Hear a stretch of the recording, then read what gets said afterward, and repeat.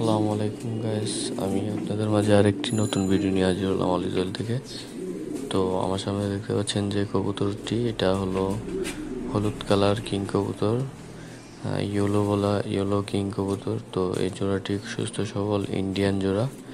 তো এই কালার জোড়াটি একটু দাম বেশি হয়ে থাকে, এটার বর্তমান দাম 20,000 প্লাস।